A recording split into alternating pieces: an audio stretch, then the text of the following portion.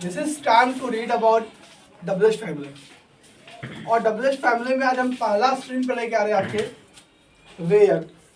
जब वेयर की बात होगी, जब वेयर का चर्चा होगा तो सबसे पहली बात आती है कि वेयर है क्या। तो वेयर के मतलब होता है कहाँ। सिंपली बाबू ध्यान दीजिएगा कि वेयर का मतलब क्या होता है, कहाँ। अब वेयर का मतलब कहाँ हुआ तो वेयर है क्या और इसका यूज कहाँ करेंगे, ये दूसरी क्वेश्चन हमारे दिमाग में आती है। yes, sir. आती है नहीं आती है? yes, आती है। बाबू ध्यान दीजिएगा, हमने लिख रखा है कि it is an interrogative adverb. Where जो क्या है, इंट्रोगेटिव एडवर्ब है, यानी यह एक प्रश्नवाचक क्रिया विशेषण है। पहले ही ध्यान में लगा लो, दिमाग में सेट कर लो, चाहे वो किसी भी WH फैमिली का बात आ जाए, वेयर हो, वेन हो, वाई हो, हु हो, whom हो, whose हो, which हो, चाहे किसी भी WH फैमिली के बात क्यों ना हो, वो सबका सब जो होगा वो इंट्रोगेटिव ही होगा। अब इंट्रोगेटिव के बाद वो एडवर्ब हो सकता है, इंट्रोगेटिव बाद एडजेक्टिव हो सकता है और इंट्रोगेटिव का प्रोनाउन हो सकता है। इसके अलावा कुछ होता नहीं है। लेकिन वेयर क्या बाबू, इंट्रोगेटिव एडवर्ब है। इसका मतलब है कि जैसा ही इंट्रोगेटिव आ गया तो इंट्रोगेटिव का मतलब क्या हो गया, प्रश्नवाचक। और प्रश्नवाचक का मतलब हुआ प्रश्न पूछना, यानी कि वेयर से हम क्या करने जा रहे हैं, प्रश्न पूछने जा रहे हैं। एकदम गौर फरमाइएगा, ध्यान दीजिएगा। वेयर से जब भी होगा तो क्या होगा, प्रश्न होगा। अब प्रश्न होगा तो कैसा प्रश्न होगा, दूसरी बात आ गई। प्रश्न होगा तो उसका उत्तर क्या होगा, ये तीसरी बात आ गई। तो हमने लिख रखा है it is used to know about place, not palace, place. It is used to know about place. इसका प्रयोग होता है किसी प्लेस को जानने के लिए। अब प्लेस को बाबू हिंदी में कहते हैं स्थान। हम किसी स्थान के बारे में जानेंगे, किसी जगह के बारे में जानेंगे। अब स्थान के बारे में जानेंगे तो कैसे जानेंगे, तो स्ट्रक्चर में लिख दिया, पहले क्या आएगा, पहले क्या आएगा, इसके बाद एक जोड़ी भाव का ढेरे मनी नाम है। इसको हेल्पिंग वर्ब भी कर सकते हैं, सपोर्टिंग वर्ब भी कर सकते हैं। चाहे हेल्पिंग वर्ब कहेंगे या फिर सपोर्टिंग वर्ब कहेंगे। अब उसके बाद आएगा सब्जेक्ट, आएगा। देखिए सबसे मजे की बात क्या बाबू, सबसे अच्छी बात क्या है कि जब हेल्पिंग वर्ब और सपोर्टिंग वर्ब की बात होगी, जब भी हेल्पिंग वर्ब का और सपोर्टिंग वर्ब का बात होगा, जब भी हेल्पिंग वर्ब की बात होगी तो ये अपने आप को, यानी सिंपली जानिए कि हेल्पिंग वर्ब पूरा का पूरा किस पे डिपेंड करता है, तो सब्जेक्ट पे करता है। इसका मतलब हुआ कि सहायक क्रिया जब भी आएगा तो किसके अनुसार आएगा, सब्जेक्ट के अनुसार आएगा। सब्जेक्ट के अनुसार। सहायक क्रिया जब भी आएगा कैसे आएगा, सब्जेक्ट के अनुसार। सब्जेक्ट सिंगुलर होगा तो सहायक क्रिया क्या होगा, सिंगुलर। सब्जेक्ट प्लुरल हो तो क्या होगा, सब्जेक्ट में आई हो तो यहाँ क्या होगा, अगर प्रेजेंट में हो तो ये, पास्ट में हो तो पास्ट में हो तो, अगर सहायक क्रिया में वी हो तो वी के साथ, वी के साथ, सहायक क्रिया में यू हो तो यू के साथ, यू के साथ, अगर सहायक क्रिया में यूज हो तो यूज के साथ सहायक क्रिया। बाबू हम सहायक क्रिया कहले जा रहे हैं और आप लोग बिहार और ई लोग जा रहे हैं। इसका मतलब हुआ कि हम लोग भावनाओं में क्या हो रहे हैं, बह रहे हैं। क्या हो रहे हैं, इससे हम बार बार करते हैं, कैसा बनिए, एक्टिव लिस्नर। अब आई, अब ध्यान रहेगा, एक बार गलती पकड़ा गया ना, अब हर वर्ड बोले के पहले 5 बार सोचिएगा। यही कभी कभी होता है कि आदमी पढ़ते रहते, कभी घूमते जाओ, कहीं घूमते चले जाओ और जाते जाते बोलो गुड मॉर्निंग तो सब कहता है गुड मॉर्निंग। कभी कभी भरा हुआ पहाड़ कहता है गुड नाइट। 100% रिप्लाई भी क्या आएगा, गुड नाइट ही आएगा। इसको कहते हैं कि जैसा एक्शन वैसा रिएक्शन। हमने आपको डेमो में दिखा दिया। अब आप भी थोड़ा सा कंसंट्रेट रहिएगा कि हमारी भी गलती हो, ध्यान दीजिए, गलती करेंगे नहीं हम। तो सहायक क्रिया डिपेंड करता है सब्जेक्ट पे, ना कमन दी पॉइंट। सहायक क्रिया किस पर डिपेंड करता है, सब्जेक्ट पे, और सब्जेक्ट के अनुसार सहायक क्रिया आता है। अगर सब्जेक्ट में वी हो तो वी के साथ, वी के साथ, सब्जेक्ट में यू हो यू के साथ, यू के साथ, सब्जेक्ट में ही हो ही के साथ, ही हो तो ही के साथ, सी हो तो सी के साथ। अच्छा बहुआ अगर सब्जेक्ट में माई फ्रेंड हो तो क्या आएगा, और माई फ्रेंड्स हो तो, फ्रेंड्स का दिए तो बहुत सारे, का दिए तो, अब फ्रेंड का दिए तो फ्रेंडवा एक होता है, लेकिन फ्रेंड्स बहुत सारा होता है। जैसे कर दिए तो आर लगाना है, और फ्रेंड कर दिए तो ईज लगाना है। माई बुक कर दिए तो बुक के साथ ईज। और माई बुक्स कर दिए तो आर। बुक्स के साथ क्या हो जाएगा? आर। हो जाएगा। यहाँ तक कोई समस्या नहीं नो होना सर। चाहिए। आगे एग्जाम्पल से देखते हैं, एग्जाम्पल समझते हैं। जैसे आपका घर कहाँ है? आपका घर कहाँ है? तो वो इस वाक्य में क्वेश्चन क्या हो रहा है? कहाँ का मीनिंग बउआ क्या होगा? Where। कहाँ का मीनिंग? Where। वेयर। ध्यान दीजिएगा, अगर आपको लगता है कि आप इसकी मीनिंग जानते हैं तो रिपीट कीजिएगा, अगर नहीं रिपीट कीजिएगा तो जानने के बाद भी भुला जाइएगा। इससे जानने के बाद रिपीट करना सबसे इम्पोर्टेंट होता है। हम जानते बहुत कुछ है लेकिन बताते नहीं है, सब भुला जाते हैं, भगवस जाते हैं, तो भगवसना नहीं है। अब वेयर के साथ सहायक क्रिया आना है। सहायक क्रिया किसके अनुसार आएगा? सब्जेक्ट के अनुसार। पहला काम का सब्जेक्ट देखो क्या है? आपका सब्जेक्ट क्या है? आपका घर। घर। सब्जेक्ट क्या हो गया? आपका घर। ये आपका सब्जेक्ट होगा क्या? नहीं। हम जानना किसको चाह रहे हैं? घर को। घर को। लेकिन घर किसका? आपका। हम जानना चाह रहे हैं किसको? आपका घर को। आपका घर का हो गया योर हाउस। Your house. अच्छा बाबा, घर का एगो एगो। एगो इज किया ईज। तो क्या हो जाएगा? बन गया हमें। हाँ। दूसरा देखते हैं, वे लोग कहाँ हैं? देखिए क्वेश्चन मार्क देना नहीं भूलिएगा।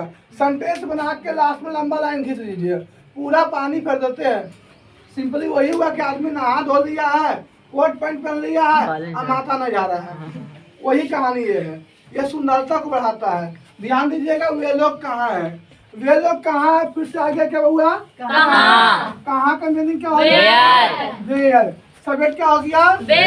वे लोग का मीनिंग दे के साथ क्या आर। तो वेयर आर दे। कोई दिक्कत है बउआ? No sir. ये सारा साइड लिखे हुए आप लोग हैं, तो क्या दूसरा में बढ़े? Yes sir. लिखना है तो लिख लीजिए, नहीं तो आगे बढ़ते हैं। चलिए तो अब देखते हैं दूसरा वाला। ये था पहला स्ट्रक्चर।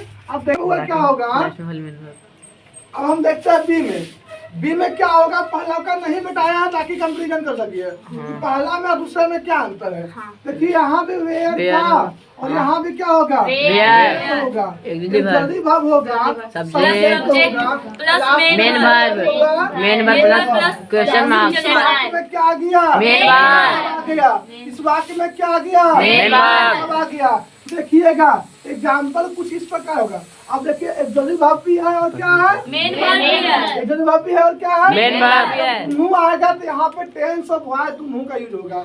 नए बच्चे समझेंगे, ऐसा नहीं कर पहला क्लास से समझ में नहीं आएगा, सब कुछ समझ में आएगा, अभी आएगा और यही आएगा। देखिए कितना आसान अंग्रेजी है।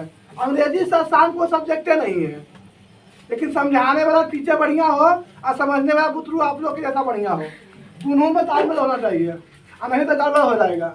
हड़बड़ी में गड़बड़ी नहीं करना है। आइए एग्जाम्पल देखते हैं। वह कहाँ पढ़ता है? वह कहाँ पढ़ता है? जिसका टेंस पढ़ा हुआ है गुड, जिसका नहीं पढ़ा हुआ है वेरी गुड। लेकिन ध्यान देना है, वह कहाँ पढ़ता है। तो वह लास्ट में क्या गया? क्या गया? पढ़ता है, ता है।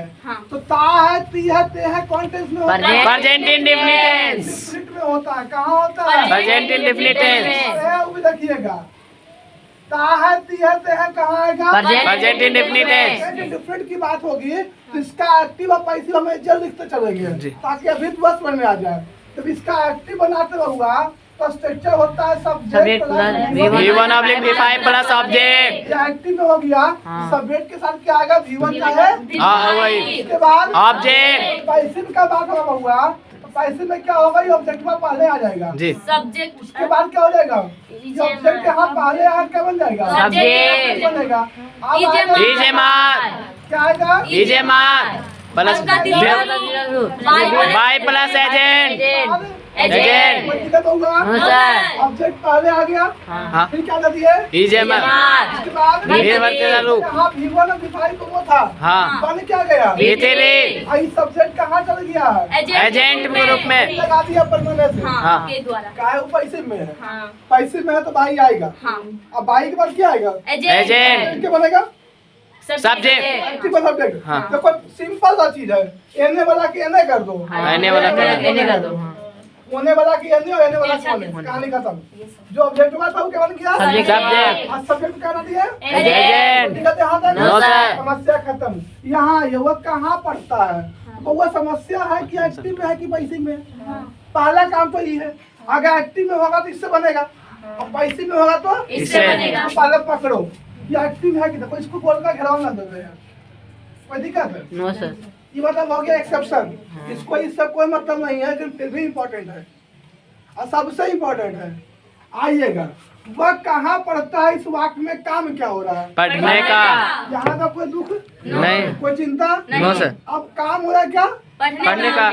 अब सब्जेक्ट क्या है? वाह।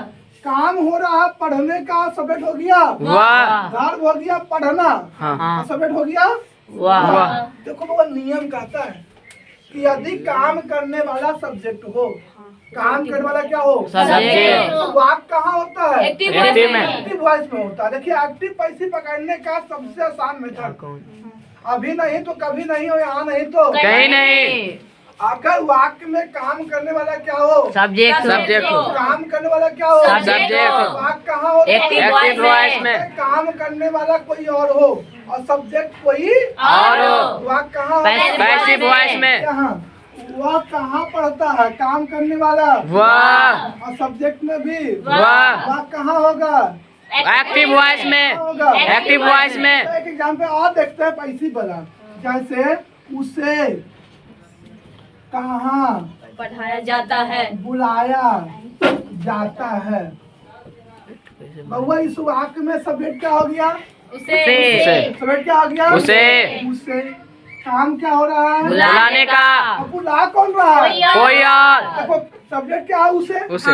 काम हो रहा है बुलाने का, लेकिन बुलाने वाला कोई और। वाक्य कहाँ होगा? पैसिव वॉइस में। दिक्कत एक्टिव पैसिव नो में। सर। No sir. फिर से सुनिएगा और एक बार और सुनिएगा ताकि जो भी कंफ्यूजन थोड़ा बहुत हो वो भी क्या हो जाए? दूर हो जाए। यदि किसी वाक्य में काम करने वाला ही क्या हो? सब्जेक्ट हो। काम करने वाला ही क्या हो? सब्जेक्ट। वाक्य एक्टिव में होगा।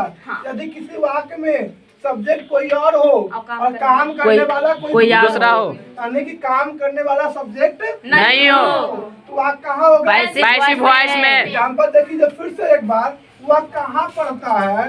काम हो रहा है किस चीज का? पढ़ने का। किस चीज का? पढ़ने का। सब्जेक्ट क्या है? वाह। अब पढ़ने वाला कौन है? वाह। ये कहाँ हो गया? Active voice. उसे कहाँ बुलाया जाता है? काम क्या हो रहा है? बुलाने का। सब्जेक्ट क्या हो गया? उसे। बुलाने वाला दूसरे और। उसे है नहीं, उसको बुलाया गया है। बुलाने वाला कौन है? कोई और है। एक बनेगा एक्टिव से, वो बनेगा पैसिव से। वो एक्टिव को पहले क्या आ गया? सब्जेक्ट। इसमें सब्जेक्ट क्या हो गया? वाह। वाक्य का मीनिंग पहले हाँ पहले वेयर, ये नियम लागू होगा। पहले जाती है दोनों का वेयर। अब वेयर के बाद क्या चाहिए? Actually verb. अब देखो यहाँ सब्जेक्ट क्या हो गया? ही। तो एक्टिव में एक्चुअली वर्ब डू और डज आता है। हाँ। तो ही के साथ डू की डज, डज। ही के साथ डज। ही के साथ क्या आएगा? डज। उसके बाद चाहिए क्या? वर्ब। Subject sir, subject. तो वर्ब कैसा आएगा? V1 आएगा। कैसा आएगा? V1। तो यहाँ वर्ब क्या हो गया? Subject sir. सब्जेक्ट छूट रहा है। सब्जेक्ट क्या? देखिए वेयर आ गया। हाँ। वेयर का देखो एक बार और समझो, तो कंफ्यूज कर जाओगे।